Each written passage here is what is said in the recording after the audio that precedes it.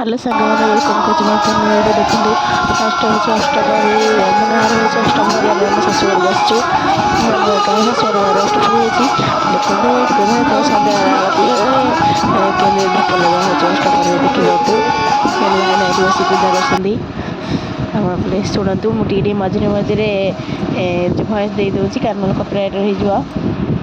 ଶୁଣନ୍ତୁ, ତାପରେ ଏଇଠି ଆଳତି ହେବ।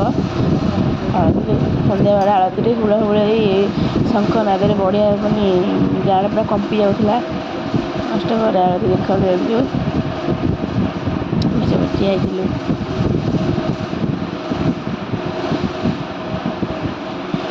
ଅଷ୍ଟପ୍ରହରୀ ରାତିରେ ଏଇଠି ଦେଖନ୍ତୁ ଭାଲୁ ଆଉ ଋଷି ଆଉ ହନୁମାନ ହେଇକି ଆସିଥିଲେ, ଅଷ୍ଟପ୍ରହରୀ କଲେ।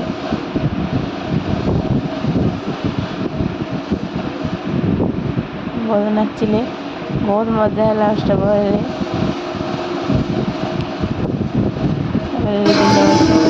ହନୁମାନ କେମିତି ନାଚୁଛନ୍ତି।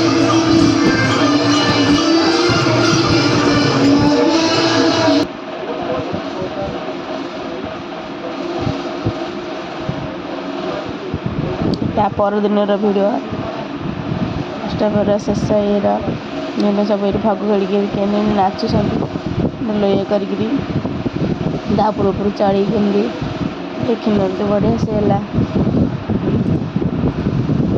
ପ୍ଲିଜ୍ କମେଣ୍ଟ କରି କହିବେ କାହା କାହା ଗାଁରେ ଏମିତି ହେଉଛି ଅଷ୍ଟପ୍ରହରୀ।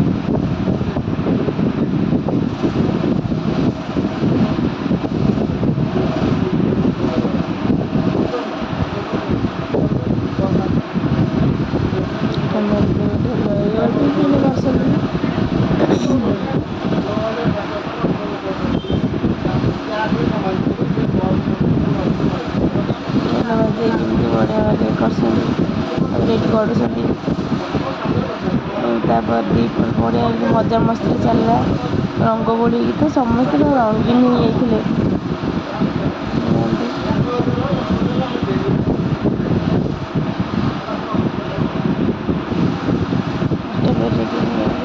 ବୁଲଉଛନ୍ତି ଦେଖନ୍ତୁ, ବଢ଼ିଆ ହେଲା।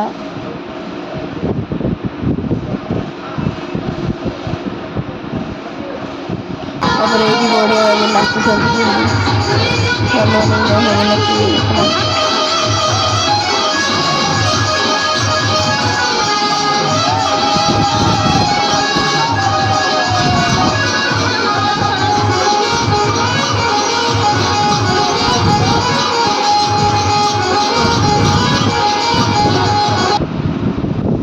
ଏଇଟା ଆମେ ବଳଙ୍ଗର ଦୋଳ ଦେଖିବାକୁ ଗଲୁ। ତା ପରଦିନ ଦେଖନ୍ତୁ କେତେ ଦୋଳ ବସିଥିଲେ, ପାଖାପାଖି 100 ପରେ ଦୋଳ ବସିଥିଲେ। ଦେଖନ୍ତୁ ହେଉଛି ଦୋଳ।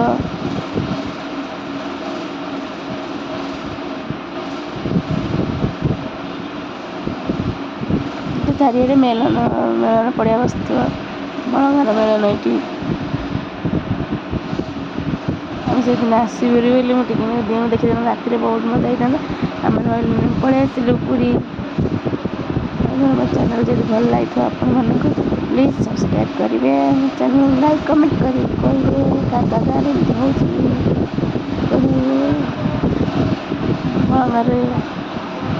ବଳଙ୍ଗର ମେଳନ ଦୋଳ କେତେ ବସିଛନ୍ତି ଦୋଳ। ମୁଁ ଆହୁରି ଦୋଳ ବସିଥିଲେ ମୁଁ ଭିଡ଼ିଓ କରିପାରିଲି।